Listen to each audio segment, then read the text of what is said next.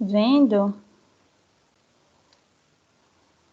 Vivi, você confirma para mim, só você tá Dá para ver bem, tá? certinho. Tá, Dá pra ver. Se pronto, você quiser testar, passar, só para confirmar, tá pronto. passando. Acho que Prontinho. deu, tá, né?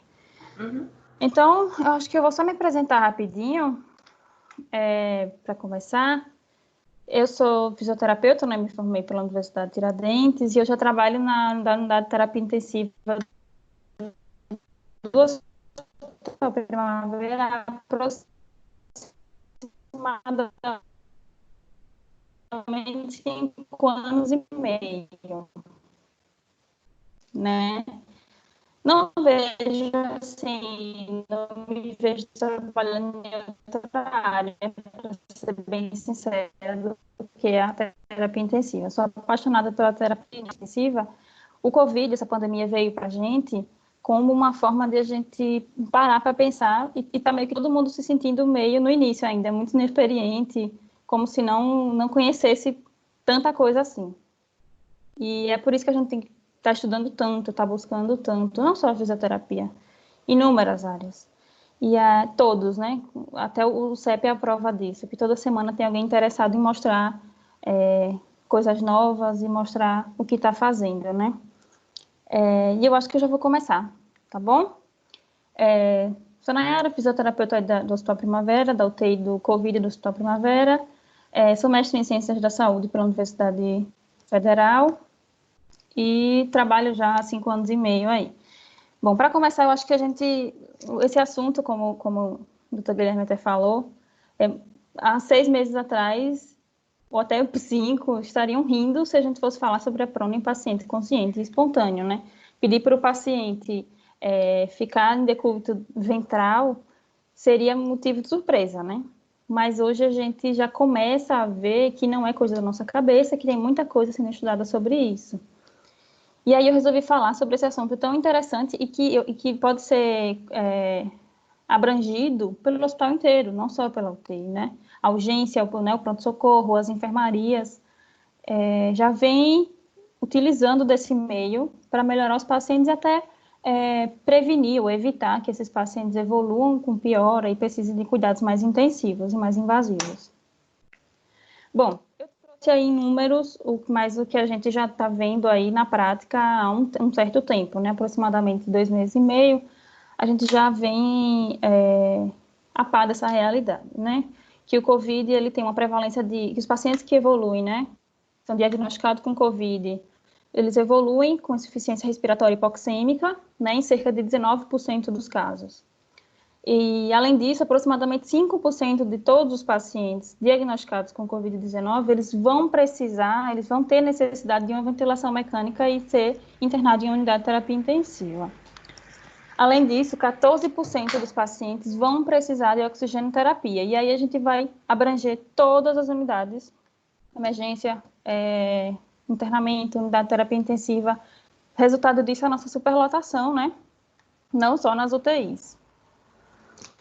E aí, como a gente já começou a falar, a pandemia veio e junto com ela pacientes graves e junto com ela também o esgotamento dos serviços de saúde, né, dos serviços médicos hospitalares, unidades de terapia intensiva, leitos, ventiladores mecânicos.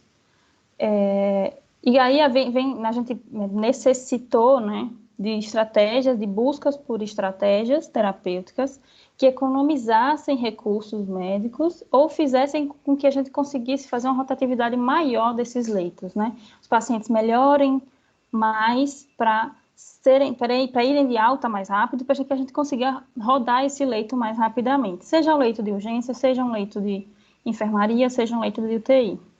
E aí é que veio o posicionamento em prona, que até o Brasil teve um tempo, né, até para pensar, vendo o que estava acontecendo nos outros países, e aí foi que a gente foi vendo a pronação sendo resgatada em outros países, ainda em pacientes entubados, né, na verdade, em ventilação mecânica invasiva, e aí que veio o posicionamento em prona em pacientes com SARA, com COVID, né?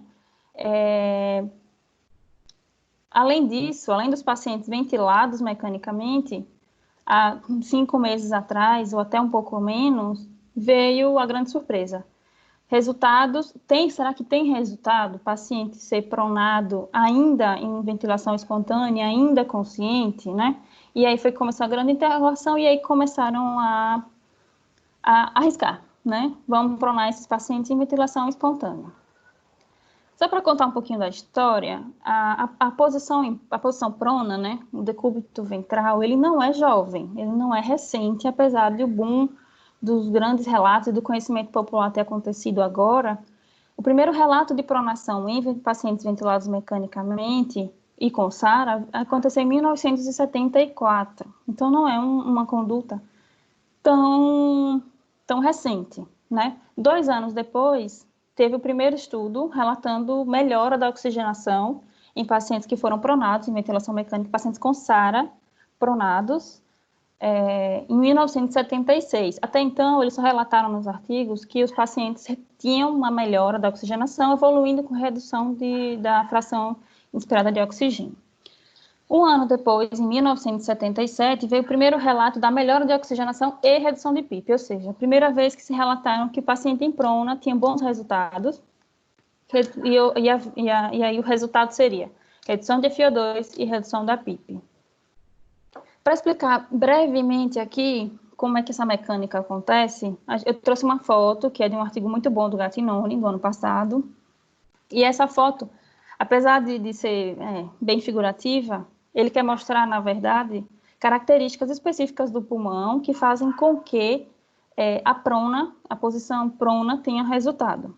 É importante destacar que o pulmão, o formato pulmonar, esse formato em cone do pulmão, faz com que a posição prona tenha resultado. Se nosso pulmão fosse cilíndrico, não haveria nenhuma diferenciação na posição prona ou supina em relação à mecânica ventilatória. E aí a gente consegue perceber em vinho, espero que vocês estejam conseguindo ver bem, em vinho a gente consegue ver a região dorsal do paciente ainda em posição supina. Eu quero que vocês olhem primeiro o primeiro pulmãozinho, né? Primeiro bonequinho. Em vinho, em posição supina, a parte em vinho, né? A parte dorsal, e a parte em cinza, a parte ventral. A gente consegue observar que a parte ventral correspondia a 25% da região pulmonar, né? E a parte dorsal, que é a parte vinho, correspondia a 75% do volume, né, do tecido pulmonar. E aí a gente consegue ver algumas outras características que facilitam com que a posição prona tenha resultados benéficos. Por exemplo, o tecido pulmonar na região dorsal é maior do que na região ventral. A pressão imposta, tanto pelo mediastino, pela região cardíaca, né, e a ação da gravidade faz com que a região dorsal, né, sofra, além da ação da gravidade, uma facilitação em colapsar e ter áreas de atelectasia.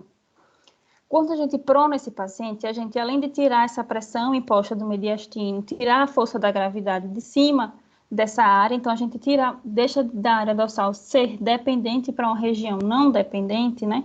Sai do dependente para o não dependente, não sofre ação da gravidade, a gente deixa o paciente com a maior área de volume de tecido pulmonar para ser ventilada. E esse é o grande diferencial da posição prona, né? Já se sabe, o que antigamente se achava é que a vascularização alterava mais, né? A vascularização, a relação VQ se alteraria, o que é o que acontece, mas na verdade acontece porque o volume fica mais facilitado. Antigamente se desconfiava que a perfusão também se alteraria, mas hoje se sabe que a vascularização ela não altera tanto na posição prona. A relação VQ, que é a relação ventilação-perfusão, ela melhora porque a gente dá mais área de volume para ser ventilada, né? E aí, só para um comparativo, eu trouxe aí o que é que acontece nos pacientes que são submetidos ainda à pressão positiva, ainda a uma intubação, a uma pressão, uma intubação orotraqueal e a pressão positiva, seria a distensão, né, excessiva de alvéolos ventrais e a atelectasia dos alvéolos dorsais, porque a própria posição já facilita, compressão de alvéolos secundários, a pressão direta sofrida pelo coração, e além da incompatibilidade da relação VQ, o que torna o pulmão bem heterogêneo, né? Ventilado e perfundido de forma muito heterogênea. Já os benefícios da posição prona, como acho que já deu para entender alguma coisa, a gente melhora a relação VQ porque a gente melhora a ventilação. Na verdade, a gente facilita a ventilação. A gente deixa mais disponível áreas pulmonares a serem ventiladas, o que faz com que se reduza a hipoxemia, reduza o shunt pulmonar, porque na verdade tem um padrão de perfusão, permanece relativamente constante, enquanto a aeração do pulmão se torna mais homogênea, que foi o que eu falei no slide anterior. Tem o recrutamento de alguns segmentos que estavam posteriores, estavam atelectasiados, e abrindo essas áreas de atelectasia, a gente acaba depurando mais secreção. Aqueles pacientes que a gente já tem o costume de pronar, que são os pacientes intubados, a gente consegue perceber isso. Por mais que a gente faça uma higiene brônquica antes da pronação, após a pronação, a gente percebe um deslocamento severo de secreção com necessidade de nova higiene traqueal. A gente consegue perceber isso até na prática, né? E aí, falando sobre a posição prona, a posição prona, como a gente já conhecia antes, trouxe só 2 artigos mostrando o apoio que já tem da unidade dos cientistas, né? Dos artigos que já comprovam, tem artigos muito bons, revisões sistemáticas, ou meta-análises, na verdade, ensaios clínicos randomizados, falando sobre a posição prona nos pacientes com SARA, tanto moderado quanto grave, como melhor oxigenação, desmame de ventilação, menor mortalidade, menor tempo na unidade de terapia intensiva. Isso aí em 2013, 2018, já se sabia isso. Então, a pronação ela já era cientificamente comprovada. Só que agora, para nossa surpresa, estão publicando sobre a pronação consciente, pronação espontânea, de pacientes não ventilados. Mudam muito a termologia dos artigos, mas o objetivo é o mesmo. Eu poderia ter trazido inúmeros artigos, mas eu resolvi trazer esse, que é da JAMA, da segunda quinzena do mês passado, e esse artigo ele fala sobre a hipoxemia dos pacientes com COVID, né, os pacientes que realizaram a prona, acordados, não intubados, e que ele fala o que a gente já sabia, o que a gente já vem vendo na prática. O uso da posição prona em pacientes acordados em ventilação espontânea com COVID, com hipoxemia severa, está associada à melhora da oxigenação. E ele ainda diz mais: pacientes que evoluem com saturação maior do que 95 nas primeiras horas da pronação, da posição prona, né, estão associados com uma menor índice de intubação. Então, assim, pronamos o paciente, se ele evoluir bem, com aumento da saturação maior ou igual a 95 na primeira hora de pronação espontânea, a gente já pode dizer que aquele paciente tem um menor risco de intubação orotraqueal. A gente não pode dizer que ele não será intubado, mas já é provado por uma boa revista, por um bom artigo, que a menor probabilidade de intubação desses pacientes. E aí, que veio, né, até antes desse artigo que eu comentei com vocês agora, a Sociedade de Terapia Intensiva, ela fez umas orientações sobre a pronação dos pacientes conscientes, dos pacientes em ventilação espontânea, para nortear, né, nortear nossas condutas, nortear nossa terapia. Ouço um Engstrom. E aí ele fez um fluxograma, para facilitar nosso entendimento, para facilitar nossa direcionalização com esses pacientes. E aí a gente começa. Eu não quis traduzir esse fluxograma para não ter erro durante a tradução, mas eu vou falar com vocês e qualquer dúvida a gente pode seguir até o guia, ter isso bem na leito, tá? A gente vai avaliar. Observou o paciente com maior... e aí são os critérios, na verdade, né? FI maior ou igual a 28%, que aqueles pacientes que requerem algum nível de suporte de oxigênio para manter uma saturação entre 92 e 96. Se não, esse paciente vai... E outra coisa, ele deixa bem claro, pacientes suspeitos ou confirmados de COVID-19. Se não, mantém o paciente em supino, continua na posição supina. Se sim, aí você vai considerar a possibilidade desse paciente ser elegível à pronação espontânea.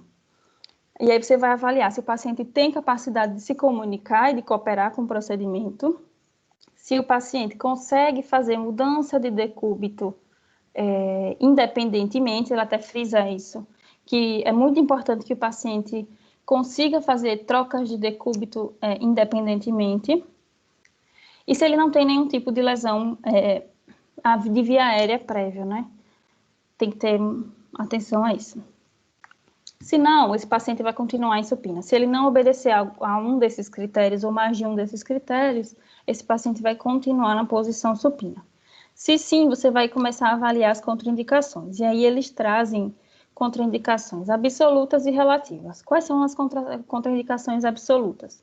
Franca insuficiência respiratória, né, uso de musculatura acessória, pacientes que estão retendo CO2 hipercápnicos de origem respiratória, com acidose de origem respiratória, né, hipercapnia, frequência respiratória maior ou igual a 40, que é o que a gente vê muito, ou de 35 a gente vê muito, né, também. Pacientes que precisem imediatamente de uma intubação são contraindicados, instabilidade hemodinâmica ou com algum tipo de arritmia, agitação e alteração do nível de consciência, aqueles pacientes que estão com agitação, delírio hiperativo, né? E avaliar também se o paciente tem algum tipo de instabilidade de coluna, né? Ou torácica ou lombar, que venha a impossibilitar a conduta. E quais são as contraindicações relativas? Lesão facial, as enfermeiras que estão aqui podem me ajudar, dependendo da lesão facial, a gente consegue contornar com as rudanas, com os coxins, para facilitar. Às vezes elas avaliam isso para a gente antes. Nível neurológico, se o paciente tem alguma lesão, alguma doença neurológica prévia, por exemplo, se convulsiona, né, que até ele fala, tem convulsões frequentes e quais são está tratado ou não, né? Se é um obeso mórbido, e aí é uma contraindicação relativa, quero deixar claro aqui, porque a gente está recebendo muito obeso. E a maioria a gente está conseguindo pronar, sim. Então, a obesidade mórbida é uma contraindicação relativa. As grávidas, né, do segundo ou terceiro trimestre, e úlceras de pressão.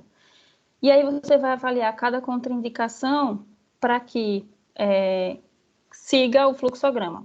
Se ele tiver contraindicações que impeçam de evoluir para a conduta, evoluir para a posição prona, a gente já continua em supina e pensa em outra conduta. Se não, a gente vai assistir esse paciente para a posição prona. E aí que é o próximo passo. Ele fala até de uma tabela que eu coloquei posteriormente para a gente comentar. E a gente vai, aí a fase propriamente dita da assistência do paciente na posição prona. É muito importante que o primeiro contato seja explicando o procedimento ao paciente. Muitas vezes a explicação do procedimento e dos benefícios e o porquê que ele está sendo elegível àquele procedimento, àquela conduta, faz com que ele seja mais adepto à conduta. Porque muitas vezes a ignorância faz com que ele não aceite se manter, principalmente os idosos, e manter a posição por muito tempo, né? Isso a gente vê em quem está lá até na urgência, né? Primeiro contato com o paciente, nos internamentos, sabe a dificuldade que às vezes a gente tem em relação a isso. Então, a gente vai explicar, vai garantir que esse paciente tenha uma oxigenação adequada, né? Algum suporte de O2 adequado.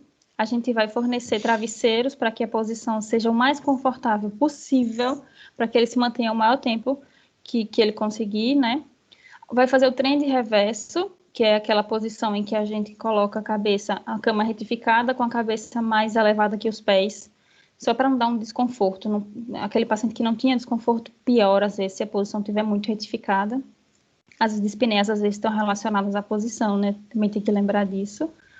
Importante monitorizar a oxigenação, observar se o O2 está conectado e funcionando. E eu botei até um asterisco aí que é muito importante não haver a necessidade de sedação, de não precisar administrar sedativo para facilitar a pronação.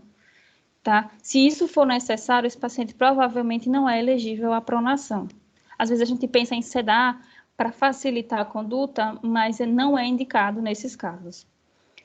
E aí, até ele comenta sobre a monitorização do oxigênio, da saturação de oxigênio por 15 minutos.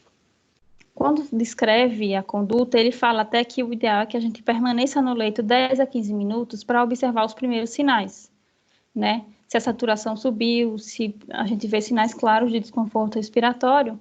E aí ele diz, você observou saturação 92, 96? Se sim, continua na posição. Muda de 1 a 2 horas, ele fala com o mais tempo possível, lembrando que Se o paciente não conseguir manter todo o ciclo da pronação, que é de meia hora a 2 horas, eu vou explicar isso mais para frente, o importante é que ele permaneça a maior porcentagem do tempo na posição prona, mesmo que ele não consiga as outras posições do ciclo. E aí, se da prona for para essa gestação, manter a cabeceira elevada entre 30 e 60 graus, continuar monitorizando a oxigenação e a saturação com a mudança, né? É importante a gente observar se com as mudanças no ciclo, a saturação do ciclo de prona, a saturação se mantém ou a saturação vai despencar ou cair ou se manter. É importante a gente ter isso registrado, né? Até para avaliar a eficácia.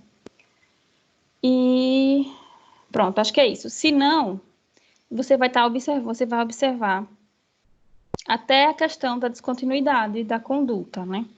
Vai ver se o paciente não estiver mantendo saturação. Se pronou, o paciente começou a saturar. Vai ver se o oxigênio está bem conectado e está funcionando. Acrescentar mais oxigênio nos níveis até onde possa haver o limite, né? Seja em Hudson, máscara de Hudson ou catéter tipo óculos. E aí, se mesmo assim ele se mantiver com saturação despencando, vai mudar a posição. Você vai procurar outra posição do ciclo de pronação para ver se ele se adequa ou à melhora da saturação. Se mesmo assim não houver resultado, você vai considerar voltar esse paciente para a posição supina. E aí você vai seguir escalas de cuidados. Tem gente que segue a NIOS, a gente segue o Borg, vê como é que está a dispneia antes, depois, durante. Vai descontinuar, deixa eu até baixar isso aqui. Tá, vai descontinuar. Se ele não tolerar de forma alguma a posição prona, que a gente já vem observando na clínica, a porcentagem é muito pequena, mas acontece. Pacientes que não toleram a posição. E se o paciente evoluir com franca insuficiência respiratória, a gente também vai descontinuar. A partir do momento que você percebe que o paciente, mesmo em posição prona, ele evolui com franca insuficiência respiratória, dessaturação, que não responde a nenhum outro tipo de posicionamento, a gente já diz que esse paciente é não respondedor à pronação, tá? E aí a gente teria que procurar outra conduta nesse caso, né? E aí essa foi a tabela que ele falou anteriormente sobre os posicionamentos. Eles usam a NIOS para avaliar a oxigenação a cada 15 minutos, a saturação, a cada mudança, né? Mudou, espera 15 minutos, avalia. Mudou, 15 minutos, avalia. E aí ele fala que cada posicionamento do ciclo da pronação vai de 30 a 2 horas, 30 minutos até 2 horas, né? Então, 30 minutos a 2 horas em pronação, 30 minutos a 2 horas do lado direito, 30 minutos a 2 horas do lado esquerdo, sentado de 30 a 60 graus, a cabeceira, de 30 a 2 horas na posição esquerda, né, do decúbito lateral esquerdo, e aí você retorna, depois do decúbito lateral esquerdo, para uma nova pronação. E aí se fechou o ciclo. Esse foi um ciclo da pronação. O ideal é que se mantenha, se realize no mínimo 2 ciclos por dia. E aí a questão que ele fala, que se o paciente não conseguir tolerar tanto tempo em cada posição, que a maior porcentagem do tempo seja na região prona, seja na posição prona. Porque se a gente fizer as contas, se o paciente ficar o máximo de tempo em cada posicionamento, ele vai ter aí 12, né? 10 horas, de 8 a 10 horas só em ciclo de prona. Lembrando que esse paciente está consciente, está em ventilação espontânea, muitas vezes não está usando sonda nasointeral, então está se alimentando, está indo ao banheiro com a cadeira de banho, está fazendo higiene, trocando fralda. Então, é muito importante que a gente, além de tudo, de avaliar esse critério do paciente, avalie o critério ambiental também, do seu sistema, dos critérios da enfermagem, dos critérios médicos, até porque é muito importante que a gente não interrompa, principalmente naqueles pacientes respondedores, os ciclos por falta de organização da sistemática. Por exemplo, interromper uma pronação que acabou de acontecer e você ainda está avaliando para realizar um raio-x, né? A gente tem que lembrar que o raio-x não pode ser feito em posição prona. E aí, ou então para se alimentar, um remédio via oral. A gente tem que organizar bem para que o paciente tenha o maior proveito possível. Eles pedem 2 horas 2 ciclos por dia, e a gente tem que realizar da forma mais organizada possível com as outras equipes, com a equipe multidisciplinar. Só sendo mais figurativo, eu achei esse artigo aí, que é o que a gente usa beira-leito, só para a gente se nortear. De 30 a 2 horas em prona, decúbito direito, sentada, esquerda, pronação de novo. Esse foi um ciclo. Tá? E aí você vai conversar com o paciente, explicar todo o ciclo ao paciente, para que ele entenda, né? Alguns pacientes até relatam que já conseguem dormir ou que não conseguem dormir em prona, e esses pacientes a gente tem que ter um pouco mais de cautela, posicionar melhor, para que ele seja mais adepto a posicionamento. E caso ele não consiga realizar todos, mais uma vez repito, a pronação, a posição prona deve ser a que tem maior porcentagem de tempo. Achei um artigo que trouxe essa colinha aí, para ficar mais fácil de lembrar. É meio que o fluxograma, só que reduzido aí a palavrinha COVID, para ficar mais fácil de lembrar. E aí ele botou C, de confirmação de que aquele paciente é elegível à conduta. Você já revisou inclusão e exclusão, seguiu o fluxo, esse paciente é elegível à conduta. O, de oferecer informação ao paciente, ou a um familiar, caso esteja presente. Então, a gente vai oferecer a informação, vai dizer, mais uma vez, vai explicar o procedimento, porque ele é elegível, quais são os benefícios e qual seria a importância dele respeitar a conduta certinho para os seus benefícios, né? V, de verificação de sinais vitais, ECG, pressão, e posicionar o paciente. Nessa fase aí, você já posiciona o paciente e verifica também os sinais vitais após a pronação. E o I do COVID seria de instantaneamente monitorizar para que haja uma monitorização, né, segura, uma segurança para o paciente. Monitorizar a saturação e a tolerância do paciente a posicionamento. Então, você já pronou antes, agora você vai para a monitorização e para a avaliação da tolerância àquele posicionamento. E D, determinar a frequência, o tempo e os minutos de cada ciclo, lembrando aí que seria o ideal 2 ciclos por dia para serem realizados. E aí está uma colinha. Eles usaram a palavra COVID para fazer uma colinha sobre a prona espontânea. Eu deixei aí para caso alguém queira ter beira-leito ou no celular para ser uma consulta rápida, né? Saem todos os passozinhos. E aí, quase já concluindo mais ou menos o que a gente já vem falando, o posicionamento em prona, e esse foi uma conclusão e uma discussão da Sociedade de Terapia Intensiva nas orientações em relação à pronação espontânea, diretamente, especificamente. E aí eles dizem que o posicionamento em pronação é uma intervenção simples, que pode ser feita na maioria das circunstâncias, é compatível com todas as formas de suporte, né? Lembrando que seria suporte de oxigenação, né? Requer suporte respiratório básico e requer pouco ou nenhum equipamento de um paciente consciente. Além disso, ele fala que, dado tudo isso que a gente já falou, esse potencial, o potencial de melhora dos pacientes na posição prona, pacientes com COVID-19, eles defendem que seja realizado um teste de pronação em todos os pacientes, ainda na enfermaria. Então, o que é que eles defendem? Que esses pacientes, que seja tentado nesses pacientes a pronação, um teste. Você faz um ciclo e vê se o paciente se adapta.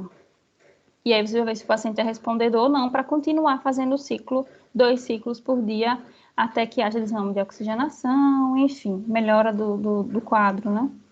E aí eles defendem que deve ser feito o teste de pronação com todos os pacientes, ainda na enfermaria. E esse é um dos benefícios da pronação espontânea e dele ter sido tão aceito, da utilização estar sendo tão grande nos pacientes, porque o paciente que acabou de chegar na urgência, ele já pode ser monitorizado, avaliado e pronado, né? Então, não precisa necessariamente ele estar numa unidade de terapia intensiva para isso. Ele pode, inclusive, ter só a monitorização e o oxigênio, não precisaria ter ventilação mecânica invasiva para realizar o teste, né? Então, isso é o que torna a pronação tão popular. Eu espero que eu tenha sido direta e sucinta sobre o assunto, e eu queria agradecer, e deixar até meu e-mail, caso alguém queira pedir algum dos artigos que eu coloquei, ou que eu não coloquei, mas que também são bem parecidos com os que estão aí. Eu queria agradecer imensamente, como eu já falei no início, em nome da Fisioterapia do Hospital Primavera, e enfim, agradecer pelo convite e pela oportunidade de estar conversando